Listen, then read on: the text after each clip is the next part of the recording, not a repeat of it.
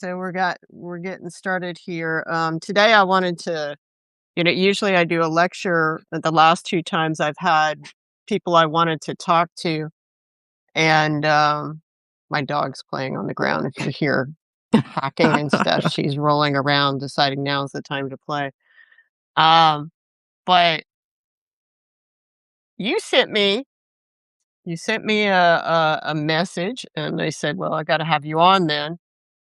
On a live, we have to talk about this. And so, once again, on Borderland Talk, we have a live guest, and this is Laurie Cantillo of Humane Borders. Um, and I have supported, gosh, I don't know how long I've been supporting you all. I know I've done a couple of trips down there to the Tucson border area where you're mostly situated. Um, and we'll talk about your organization and stuff and give everybody an idea of what it is that you do. And and then we'll talk about the message that you sent me and why that's so important. How does that sound to you? Sound All pretty right. good? Perfect. Thank you, Jen. Okay. Happy to be here.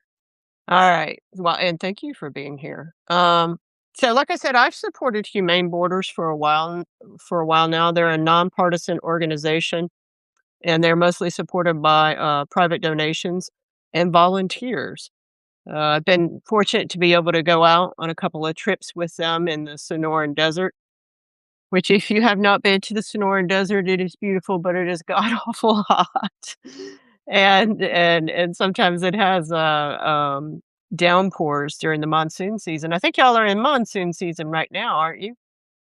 Oh, absolutely. We're getting some big storms and erosion and mud to deal with on top of everything else with this god awful heat and humidity.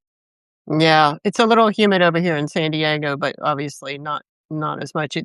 I can tell it's raining out where I used to work in the mountains just by the clouds, but it's not been too bad here in the city.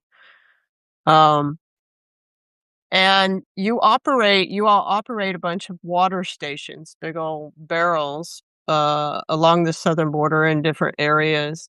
But you also maintain maps on your website at humaneborders.org, and that identifies thousands of migrant bodies that have been found over the years. These deaths are the result of the U.S. policy called deterrence that was enacted by Democrats under the Clinton administration in 1994. It is estimated that this policy has intentionally sent at least 80,000 people to their deaths, untimely deaths. And it has been a complete failure because, as we know, deterrence does not work and has not stopped anybody from crossing illegally.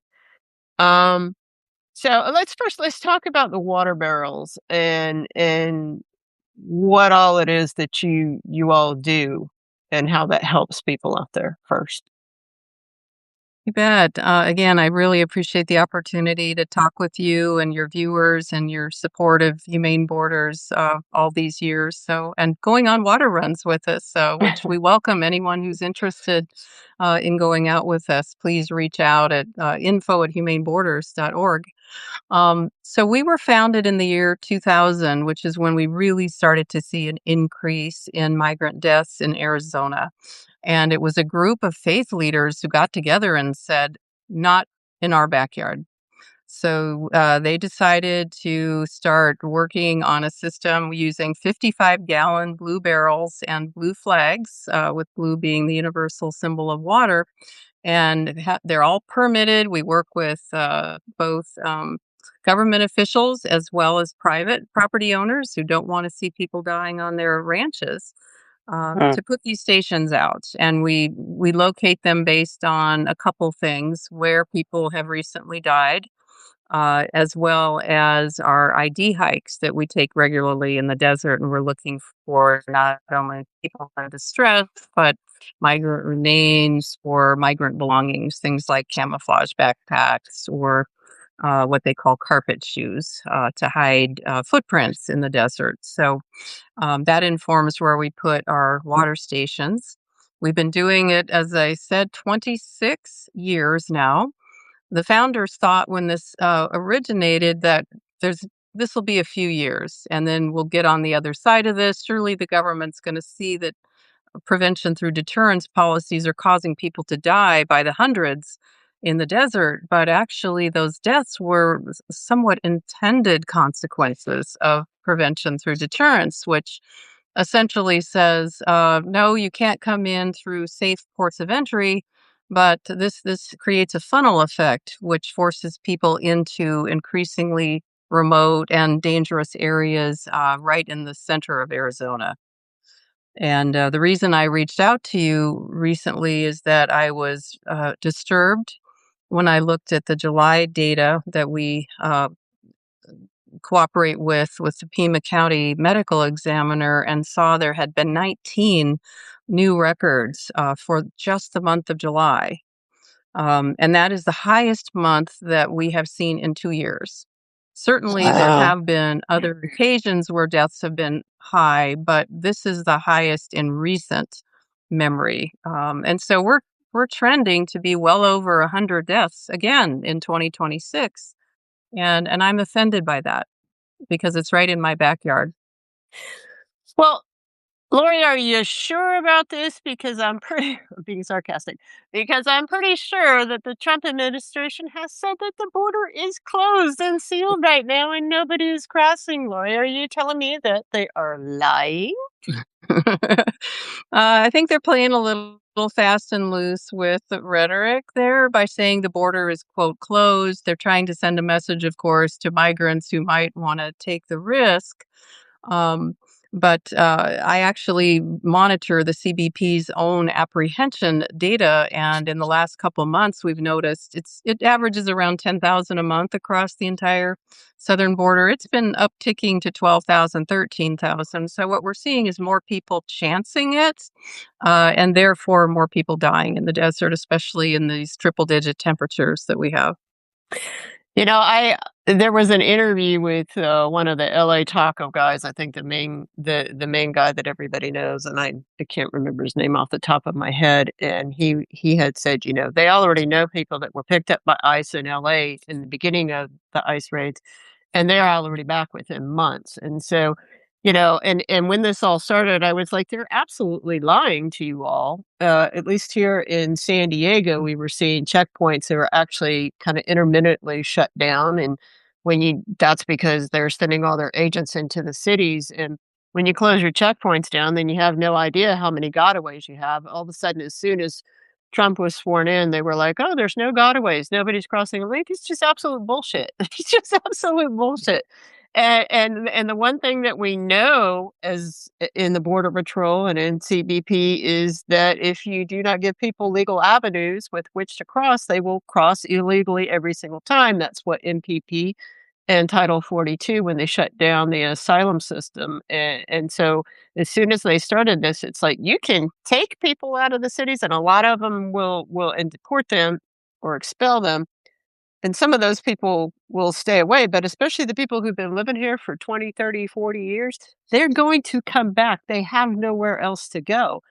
And so but what I find interesting is that I haven't seen now, are they talking about it locally in the news over there in the Tucson area? Are they reporting Border Patrol has found any of these deaths or are they just not talking about it at all?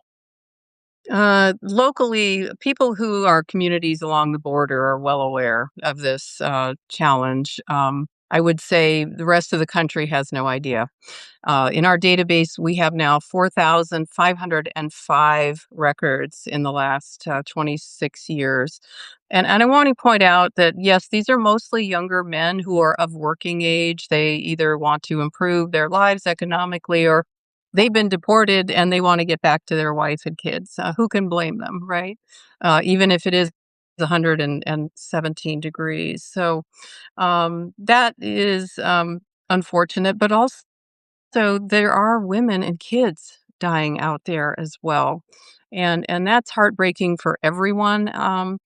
And I want to point out that the water security is not only for migrants. We've had several Border Patrol agents come to us and say, "Hey, do you have some extra water? I had a leaky water bottle," or a guy on horseback who showed up and asked for water.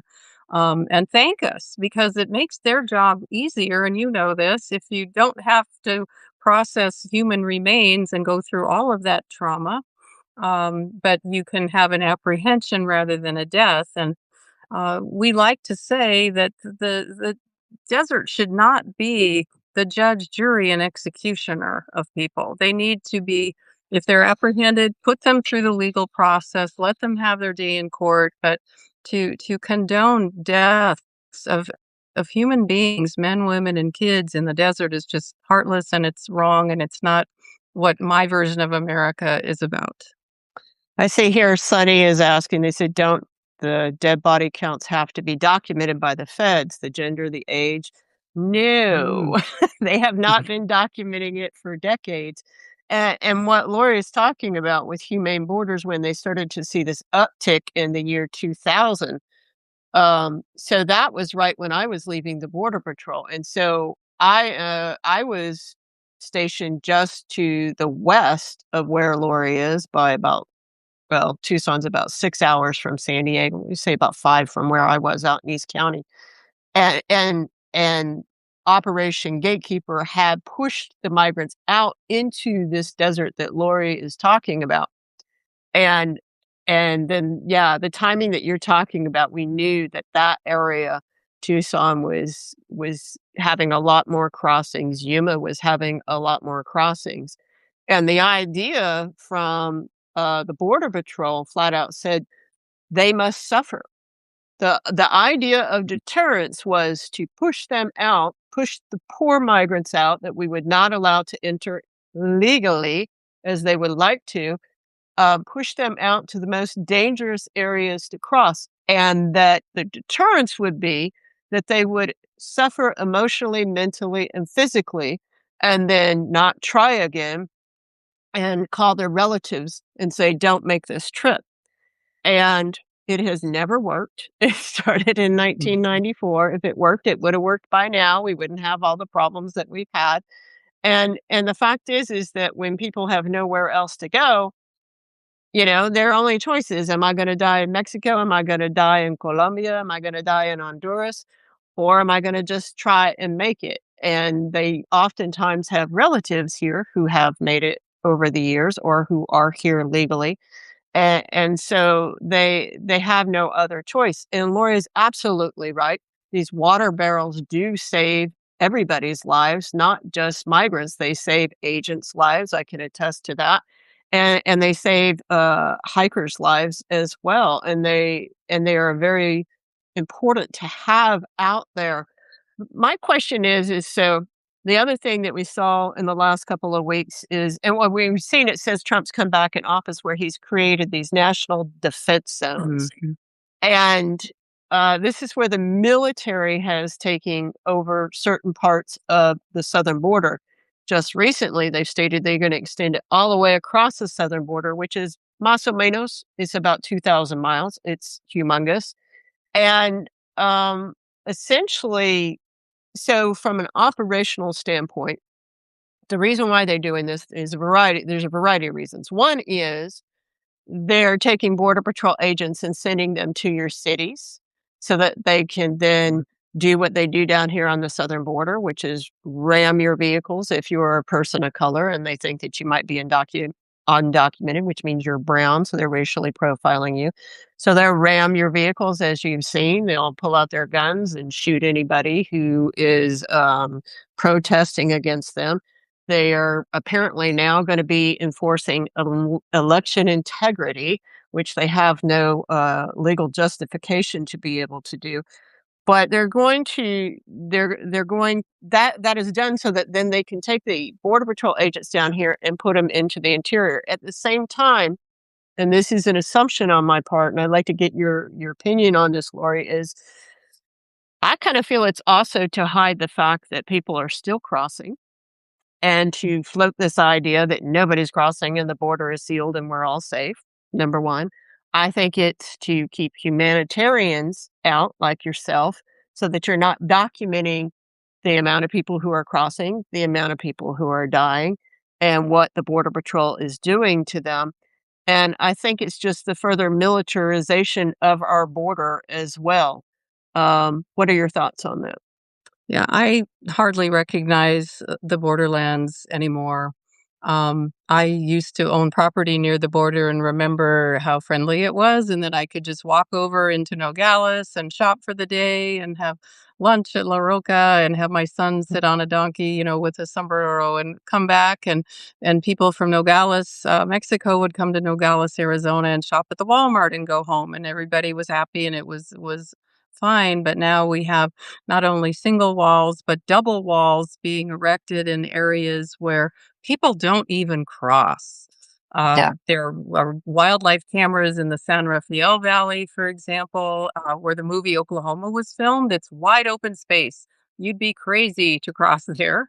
Plus, there are no roads on the other side leading there from Mexico. So we're seeing double walls. In some places, there's plans for triple walls. And you've seen all of the coverage of the tree sitters for the cottonwood trees in the San Rafael Valley and what's happening in Big Bend with protesters. But I think you're right about one thing that is totally out of sight, out of mind is what's happening to the Tohono O'odham Nation, our neighbors to the west, who are supposed to have sovereignty, and our government has promised them for decades that they would never put a wall there. Well, guess what? Now they're in the gun sights for the next border wall. And the double wall plan for Oregon Pipe, which is a national park. So it's not Mm. just Big Bend. Roads have been closed there. They want to go right through the middle of a sacred spring that has endangered species. And what we're also seeing is concertina wire. Usually you see concertina wire on the top of barriers, but in this case, they're just rolling it out by the miles right on the ground, which I don't know what the purpose of that is, but it serves to be a terrible hazard for wildlife. You get animals caught in that concertina wire, they are not coming out alive. There Mm. was a photo of a bighorn sheep in California that had the misfortune of getting caught up in this wire. And we see tanks, we see military helicopters. Recently, they have started buzzing, meaning flying low, right over people who are protesting, kicking up rocks, kicking up dust. Some of those protesters are planning to file a complaint with the FAA about this. So now they currently have 6 national defense areas, and they're usually connected to a current military base. But then they have this 60-foot Roosevelt easement all along the border, all along the wall, that is the property of the federal government, and they are claiming these as military zones. What is the purpose? I can only speculate that it turns a migrant crossing that is normally a civil misdemeanor into a Mhm. criminal act. So there's another charge that they face. Um, they don't mark these areas well. So last I read, there have been 161 people caught up, whether intentionally or unintentionally walking in these areas. And you're right. I believe it's a way to bypass posse comitatus, which says we're not going to use our military against our own people. So that's what we're seeing in our beautiful borderlands. It is a construction zone, and it's heartbreaking to see. I will say in the past, so I even as an agent in the mid-90s, so I got in 1995 and I left in 2000, um, and 2001, I should say, and, right before 9/11, and both sides, both Republicans and Democrats have been using the military down there. When I was an agent, Clinton used, the, Army Corps of Engineers to build that first wall that we saw going from San Diego all the way out. And then we also would, and I don't know whether it was ordered or legal or we were just doing it because, like nobody checks on us. We could do whatever we wanted to. We would have the military run the scope trucks, the night vision trucks for us, and then call out where they saw the groups and things like that. So that we could then, as they call that, a force multiplier kind of thing. And so they were already doing that kind of stuff. But what is different now is they're allowing them to arrest and detain them. And that's where we get into that posse comitatus act violation. But I saw that and you had sent it to me too, that on August 15th, most recently, the Department of Justice has expanded the military's jurisdiction, meaning their powers on the border. They've issued a legal opinion, not a law, not a policy, just an opinion that the Trump administration, in these areas that they've created that they call national defense areas, NDAs, all along the southern border. And that's done in an effort they claim to deter illegal immigration. But as I said, it doesn't deter illegal immigration. Um, but I don't really think that that's what it's about. I think something else is going on because I don't understand why they need to expand it. So now they're saying they don't have the military can now have arrest powers outside of the national defense areas. And I'm like, wait, what? So are they going to be going into the cities? Are they going to pursue people like say they this group crosses and they chase them and they go outside of the national defense area, then they can go and still go after them and arrest them. Does that mean the military is going to be doing pursuits? Does that mean, and I just feels like they're starting to push and push and push and give them more what we would call jurisdiction or area of authority. And I think that's beyond scary to me that they're training the military to do this. And then obviously we see the military in our cities, so I don't think that's an unreasonable assumption or presumption on my part. Do you have any thoughts on that, Lori? I think much like migrant deaths, it's almost become normalized. I hate to say it, but um, there was a time when I could say that 5 people died last month in the desert, and people would pay attention, and there'd be headlines, and now when we say every month it's 10, 12, 13 in June, 19 in July, um, it, it it's uh, it's not just red dots that we're talking about here. These are someone's son, brother, dad, sister, child. So, and I think the militarization is unfortunately becoming normalized as well. We see the lengthy deployment in DC that many are questioning. Why are they still there? We're seeing more masked, mostly men in our cities. And in Tucson, about a week and a half ago, there was a tank-like vehicle that showed up with an ice raid, something that you would associate with a military operation. We've been approached at water stations several miles north of the border by individuals in unmarked vehicles with out-of-state plates wearing camouflage, and they are not identifiable as members of the U.S. military or the Border Patrol or Homeland Security investigations. There's no identification. So we don't know whether we're dealing with a legitimate law enforcement or military person or whether these are vigilantes who we tend to run away from because they usually want to harass you, propagandize what you're doing, and live stream it, or vandalize our water stations, which unfortunately just happened a couple days ago. So I think it's an effort to see how much people will tolerate and also how much we're all paying attention. Because remember, this was about kind of flooding the zone. And if we're paying attention to everything coming from 10 different directions, we become overwhelmed. And it's hard to focus on the one thing that we should all be focusing, and that's on civil rights and the fact that people are dying in the desert.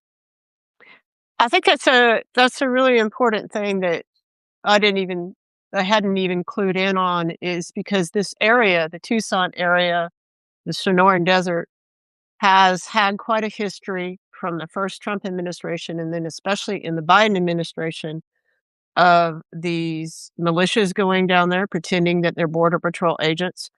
These as you say, like online camera guys. I used to call them Steve Bannon bros, border bros. They helped sell the invasion that Donald Trump's policies created during the Biden administration, where, unfortunately, the Democrats continued the shutting down of the asylum system for the first 3 years of the Biden administration, which caused so many people to cross illegally. And that was done on purpose so that they could then send these bros down there with these militias and video everything. And so they were producing all of this content, which created this idea of there are open borders, even though there weren't any open borders. And then they were selling that also in Central America and stuff, telling migrants to come, that the Biden administration would allow them in. And these guys would come out and film themselves on the border with migrants. A lot of them, quite frankly, and this is just my opinion, from my experience, feel like predators. I saw them engaging with children, female children, and stuff, and it shocked me quite a bit to see um, the interactions that they were having with these young girls and their behavior. So I wouldn't be surprised if there were problems with that. And so when you're saying that you're in Tucson or in, down further south, by Sasa Bay and places like that in the Sonoran Desert, you have absolutely no idea. Is this a military person coming at you? Is this one of these border bros from from back in the day? Are they filming more content? Are they militias? Are they white supremacist militias? Because I know they were harassing like the Green Valley Samaritans and No More Deaths at the same time too. So that's gotta be really terrifying for your people, your volunteers that you have out there that are just trying to put water in the desert. It is. It's much like the argument about masks and police in our cities that you can't tell, is this ICE? Is this Border Patrol? Who are these people? Or is it some random kidnappers that are disguised as an ICE agent? And we've seen this happening where we have ICE impersonators going around the country and kidnapping and robbing people. So it's really important that we have regulations, and some local governments are doing this where no masks, and you have to have clearly identifiable a patch, an emblem with who you're with, what your name is, what your badge number is, and that's transparency, and that's what we need right now. And it's certainly not happening at the border. My heart just goes in my throat when I see an unmarked vehicle coming and there's people with camouflage and they're carrying semi-automatic weapons, and in some cases they follow us, they harass us. We don't know whether our lives are in danger. Well, we have constant communication now via satellite so that we can call 911 immediately if we have an issue. We have dash cams in our vehicles. We have protocols developed of what do you do if you're approached by someone and you don't know who this person is. So it's sad that just something as innocent as putting water out to save people's lives turns into, for some, this super hyper political thing. We are a nonpartisan organization, and if Mhm. there's problems that the Democrats have initiated, we will call that out. Much as with the Republicans, it's unfortunately back in the day there was not much difference. It was shades of gray between them in Mm. terms of deportations. Of course, now the rhetoric is sky high on one side of the aisle. But we always look at things through a humanitarian lens, not a red versus blue, or it's really Yeah. about what's right, not right versus left. Yeah, and I will say I know Republicans who drop water in the desert over here in Imperial um an El Centro area and stuff like that, and they've been doing it for many, many, many years. They will tell you flat out, I think everybody should cross legally, but I also don't think people should die Mhm. for crossing a line in the Yes. sand, and so it's a unique kind of community that we have with our water droppers and food droppers, so it's very interesting. So Yes, I agree, Jen, and I want to just give a shout out for our fellow humanitarians. You mentioned the Samaritans. We have Tucson Samaritans, Green Valley, Ajo, and No More Deaths, and they're doing the water and food drops in the desert. So they're hiking in supplies. We use the large water trucks with the larger scale water operation. But yeah, and we all coordinate, work together, and we have a common goal, and that's saving lives. And a lot of those Samaritans are senior citizens. The Green Valley Samaritans are, I know a lot of the Tucson Samaritans are. I ran into them when I was with the Green Valley Samaritans. I was out there with my friend Barb Lemon out there, who I love to death. Mhm. And she's now retired from that. But and we ran into some Tucson Samaritans, and they said, "Oh, we heard about this on NPR one day." And I said, "Well, that's where we're going to retire to my husband." And so now we're down here doing this, and we're dropping water. And I'm like, "Y'all are seriously committed to move down here and do this in your retirement. That's insane." But, I just yeah, the Samaritans are some of the most amazing people that I've ever met, and I just absolutely love them. These, national defense areas, though, the militarized zones, how's that affecting your water barrels? Because I know for a while, I remember over in the Ajo area, I believe you had some right up pretty close to the wall there, Mhm. for a while and stuff. So how does these new military zones that limit like, I'm assuming civilians can't go in these areas either anymore. You can no longer drive the whole southern border on the border road. Am I correct in that? That's being tested. I saw a funny video today of a guy who decided in New Mexico to go jogging along the border wall road, and one agent just drove by and kind of waved at him, and then the next one stopped him and said, "Hey, you can't do this, dude."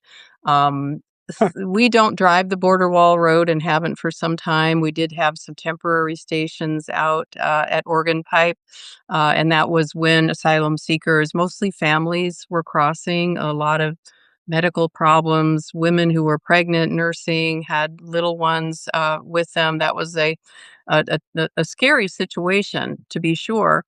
And I want to point out how they were crossing through the wall. So anyone who thinks that the wall is the answer to quote border security hasn't seen. Go to on YouTube and Google border wall cutting, and you'll see that smugglers using metal saws with a generator right off of Highway 2 in Mexico. They pull off in 3 minutes. They've cut through the bottom of the bollard or the vertical beam on the border wall, and then it swings open and everybody comes pouring through.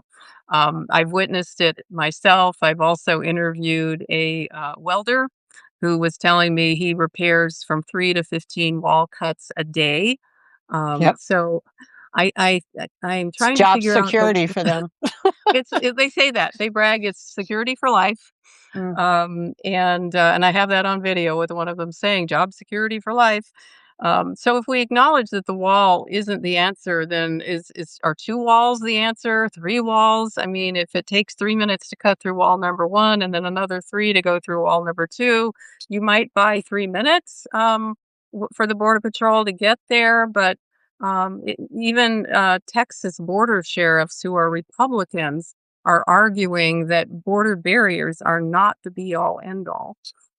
But in terms of our stations, we don't currently have stations right at the wall, with the exception of a couple that are on private land. So we have permission of the ranchers, and they are both Republicans and Democrats, because people who live in the desert know that you don't deny water to anyone. And so those are safe. Those are on private land. We access them through private land. And currently the military zones go about 3 miles north of the border.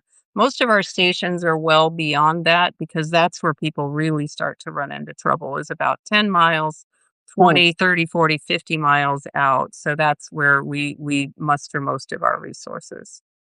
Hmm. Yeah, the walls. So, for people who don't know, the walls will fall down within 5 years without constant maintenance. And then in the areas like what we're talking about in the Arizona desert and the Sonoran desert, and in the Chihuahuan desert on the other side, closer towards El Paso, when you get the monsoon season, you have to have gates that you legally have to open up, or else the water will rush down the arroyos and knock the whole thing down. And so, And has. it's yeah, it's a constant fight, but yeah, you can get a metal grinder from Home Depot. I don't know how much they are now. They used to be about 25 bucks, and you can get through those walls really quick. I've seen them do it so fast, and down here in El Centro a couple years back, actually, when Chief Gregory Bovino was the chief down here, that had 2 giant SUVs come through, and there was a camera within 100 yards watching the whole thing, and an agent stationed within 200 yards away watching the whole thing, and they just went flying on through. Unfortunately, one of the vehicles ended up in a horrible crash and killed 13 people in Mhm. Holtville, Mm. but, you know, so it doesn't stop anybody from crossing. They just cut it, or they bribe an agent to look the other way, or they don't monitor the cameras. And, Yeah. and when they get through and you're like, "Well, can you explain how your excellent wall, your cameras, and your agent let all this happen?" Then they won't talk about it and stuff. So the walls are a waste of time. Down here in San Diego, right closer to the beach, we have 3 Mm. walls, one right after another. And they constantly are having to rebuild it. The one that extends here into the ocean, they have to rebuild it because salt water will eat away steel every single time. And so they have to rip it out and then keep rebuilding it. And it's essentially, the contracts have gone to friends of Donald Trump in the most recent years, and it's just a payback. It doesn't stop anything. I think one of the things I noticed about the Sasso Bay area, which is kind of South Tucson, basically, is that what the people were telling me out there, the Green Valley Samaritans were telling me out there, is that this whole area didn't have a wall and there wasn't a whole lot of crossing going on because it is so dangerous. So the terrain itself was a deterrent to crossing, kind of like the Big Bend area that they're talking about in Texas now. But no, Donald Trump had to have his wall out there, and so they started blowing up the sacred mountains out there that belong to Native American communities out there, whose communities extend south across the border, and they're supposed to be allowed to go back and forth within their own territory, within in their own sovereign nation, but they can no longer do that. And one of the things that the Samaritans said was, in order to build this wall, they then have to create all the infrastructure and the roads to get to the border, which did not exist before, which then actually increased the people being trafficked because now you've built a Mm. system where people can drive cars and then smuggle people. So they just created this on their own, Yes. and it didn't exist before. Nobody was Right. wanting to. Few people were wanting to cross out there. Well, I don't want to Yeah, say the nobody, but smugglers are few. like, "Thank you very much." You put roads in, so it's really easy for someone from Phoenix to drive down and do a pickup, and there you go. So there's not a whole lot of thought behind this. It's much like near Sassabee, this little town and port of entry, between Arizona and Mexico. They painted the wall black. You probably remember this, and they're I doing went it and in other saw it. Yeah, places. But you've seen that there was actually field testing done where you put a thermometer on the raw steel versus the painted black, and guess what? The raw it's cooler. steel is much hotter. Yeah. But the intent was don't get me started, to make, by painting it black, it would be hotter, therefore scalding the hands of people who Hmm. try to cross, and it just makes me think, what's next? Boiling vats of oil, really? Is this the best we can do right now for our country? Why don't we take these billions of dollars that we just keep shoveling into more walls, more infrastructure, and reform the immigration system? Give people a way to voluntarily come, and whether it's for employment or whether it's for asylum, or to reunite with your family, that doesn't take 12, 20 years to do. That's, in my opinion, the solution. And yet, what we've seen the last couple of years, there's a Cato Institute report that said illegal immigration has been stopped 2.5 times more than, I'm sorry, legal immigration has been stopped 2.5 times more than illegal immigration. And I believe that's why we're seeing so many people crossing now, that because it's hopeless. There is no legal way anymore unless you're rich or you're white from South Africa. That is true. I did actually one time I was, out there and I did see the black painted wall, and that was Trump's idea to, because he thought if it was black, it would absorb the sun more, and I was like, "Huh." Well, I mean, what I noticed was there was black paint overspray on everything around there, first of all, so all over the natural habitat and everything. And then I was like, "Okay, let's see if it's hotter," and I went and touched it, and I'm like, "It's actually cooler. What? What?" It It actually was. protected it, and it made it cooler. The other thing that they could do is you could build this $5 billion wall, and you could go to Home Depot and buy, like, yellow twine, and Mm. you wrap it around the bollards in a circle 8, and then that creates a step, and you just tick, tick, tick, tick, tick, and you can just Wow. go up it really fast, and so, I mean, there's when they started building this, I was like, "Those walls aren't for migrants because migrants can cross walls. They've been crossing Yeah, walls they can forever. climb them. We see ropes a lot. It's for fat ass Americans like me. They're trying to keep us in here." And I used to joke about that, but now I'm kinda like, "Hmm." You know? Yeah, it's a lot of performative, work down there, I think. If you ever it's pretty revealing to follow some of the if you can, CBP and DHS social media accounts and see how, they're turning blowing up national parks into, something real badass and macho and tough and so forth, but that black paint near Sassabee is peeling. It peeled Uh, almost immediately, much like the bottom of the reflecting pool. So I think it's just if it weren't so serious and so wasteful of our tax money, it is almost funny, but it's not because it's our cherished borderlands that are at stake here.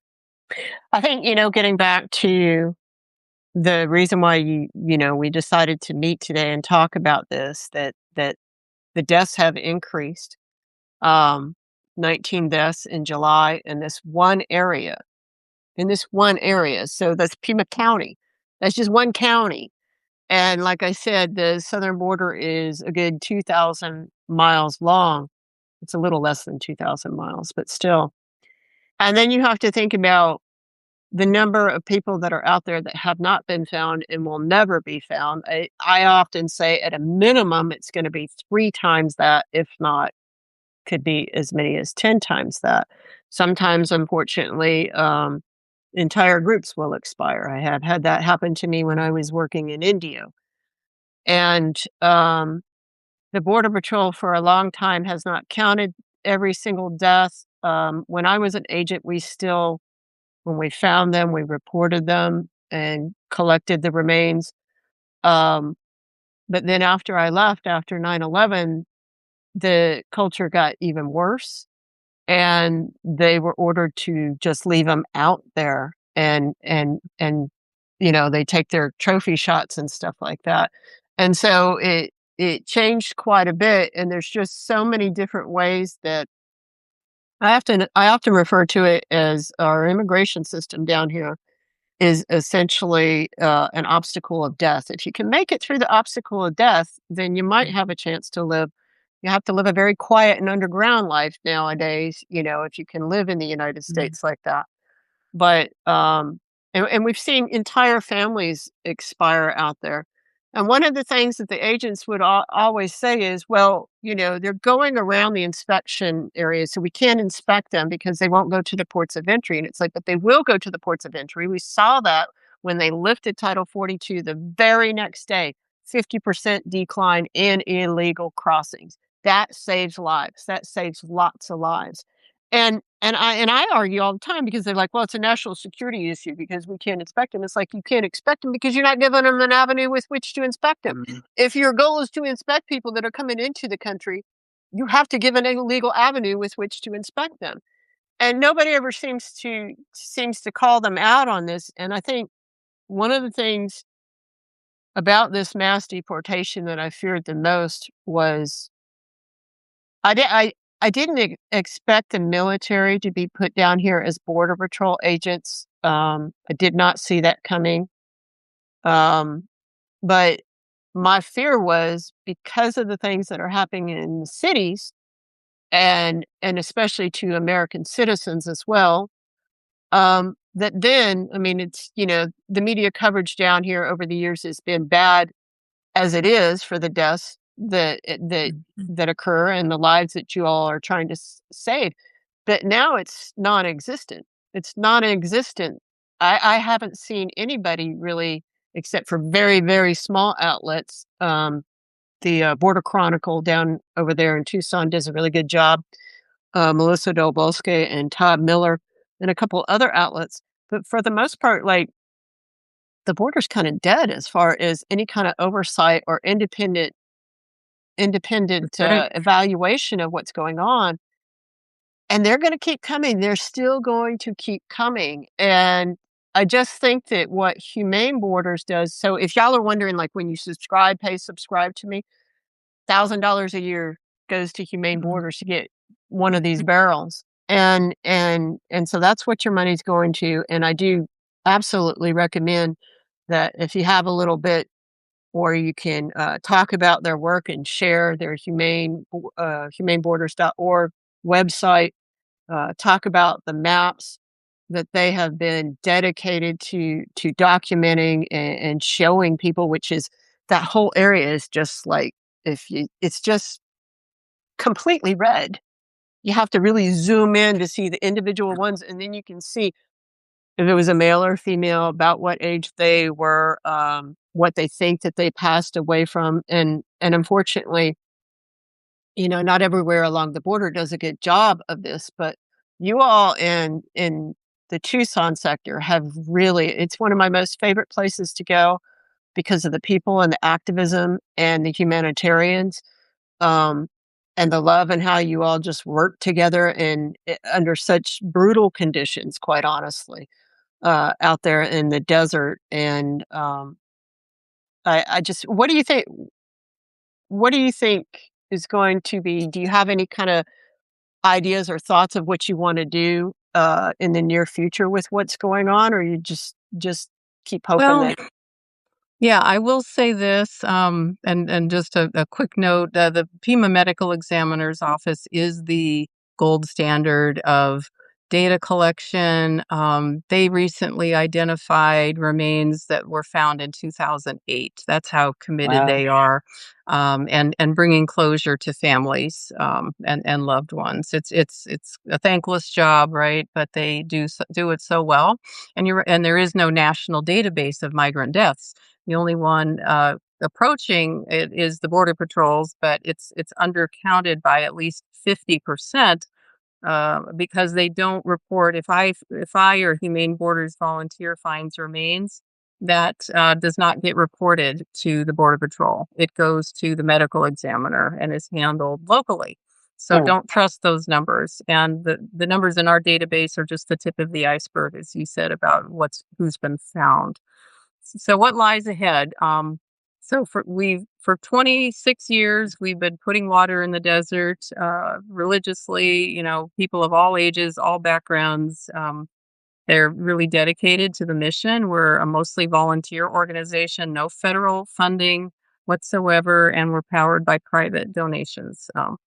But we've decided that it's time in our history that doing water is great, but we need to do more. oh, So this is where you're going to be hearing from us, speaking out more from a humanitarian lens, not again a righty lefty, kind of thing, but just this is wrong, and from a fact base. We're bearing witness to what's happening, and if you follow us on our social media platforms, you can see firsthand what it's like at the border, because we have eyes and ears all across the border for now, putting water out there. So you'll be hearing more from us on an advocacy level. Again, not hysteria, not fear mongering, but just stating facts, what we see, what we think. And our goal one day is to put ourselves out of business because we don't have people dying by the dozens in our own backyard. So that would be my fondest dream, to have a country where I don't have to be ashamed that we are the land of open graves in Arizona. So we're going to keep working toward that end. yeah, some people in the chat are asking your name. Her name is Laurie Cantillo, Cantillo of Humane Borders, and that's humaneborders.org. So on your mainstream media today and probably forever, they're just saying that, oh, yeah, the border's sealed because nobody's crossing and this and that. Well, Laurie's telling you that Pima County has found 19 bodies in the month of July. So people are crossing. They're just lying to you, but of course nobody's really covering it. Um, they're not really covering it down here. I really, this is close to my heart because I never had any idea when I joined that agency that I would be finding dead bodies out there and stuff like that. And usually I'm able to talk about it, kind of keep keep a distance Mhm. from it. But I wanted to tell you, like, when I came back from that El Paso trip, I had to do an interview for a documentary. I don't know if it'll ever come out or not, but it was supposed to be a couple hours, but it ended up being 5 hours. It's ridiculous. Um, and I think it was just because I had just come back from a search for bodies, and the guy interviewing me kind of caught me off guard, and he asked me, you know, what kind of conditions they're found in Mhm. and how they die, and I started to talk, and all of a sudden I couldn't talk, and I covered my face because I started sobbing. It's gonna make me Yeah, cry now. that's an experience that no one should ever have of finding human remains. It's happened to our volunteers. We have counseling available to people because it's traumatic. And of course, we don't show images of human remains, but the medical examiner does a regular public talk. I see people from Tucson here go to one of those talks because yes, it's hard, to see what it's like, but I think it's important that we know what's happening. Sometimes it's within, 20 minutes of Tucson. It's, right next to a major roadway. They make it as far as that, and dehydration and exposure is a terrible, terrible way to die. Your skin becomes almost mummified, it turns black. People become delirious. They may rip off their clothes and just go slouch against a what small tree they can find in the desert and grab a rosary and think of their families, and then they perish. And um, I really, feel my heart goes out to our volunteers who have had that sobering experience, but it does connect us to the reason why we do this and why it's so important to get up in the middle of the night and head out in the desert before it gets too hot so we can save lives. So I really deeply appreciate the opportunity to talk about our work, and I hope that you will tell more people because we need to make the world aware of what's happening. Yeah, and it's intentional. It doesn't have to be happening. We could have legal avenues with which people could cross where we could inspect them and we know who's coming into our country, but they just don't do it because they don't want those people here. And because this system that they've created makes a lot of money. It makes a lot of money for all sorts of different people, whether they're building the walls or, producing armaments and all the agents and all this other stuff. And the sad thing too is so many agents I know just completely mentally fucked up from this stuff. Most of them won't admit it. They act like they've gone to war or some shit. It's like you're not at war. You're a civil immigration officer and you're enforcing laws that are pushing people to their deaths. So quit acting like you're at war. Is it a secondary trauma, a tertiary trauma? Yes, it is, and it does affect the agents, it affects the humanitarians, it affects the Pima County medical examiner who has to constantly go through all this, and it affects their families, but, I mean, obviously, most of all, it affects them, and I think going out and volunteering with Lori, she will take you to some of the crosses because there are crosses in very, very, very many spots out there that they've identified where they have found bodies, and they can tell you the story of these people who died there. And it is some of the most traumatic and horrible and painful deaths that you can ever imagine. To watch somebody go through this is will stay with you the rest of your life. Yeah. So I want to thank you, Lori, for doing this and always being willing to put yourself out there and experience the secondary trauma that goes along with it. But man, you always stay with it. You're always out there. So I appreciate And we're you. gonna And continue, Joel, I love Joel. Please give Joel a big old kiss for me and tell him hi.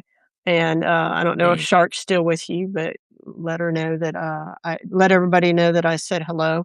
Unfortunately, won't be able to make it out there in the next couple weeks because that trip got canceled because the court case got canceled, but, I'll be back in Tucson, of course, because 'cause I'm Oh, always you're in always Tucson. welcome, Jen, and thank you for adopting one of our water stations. That really means a lot to me and our volunteers. So appreciate you for doing that. And thank you everyone for tuning in and learning more about this, mostly invisible issue. Yeah, appreciate it. Thank you, everybody. Have a good night. Good night.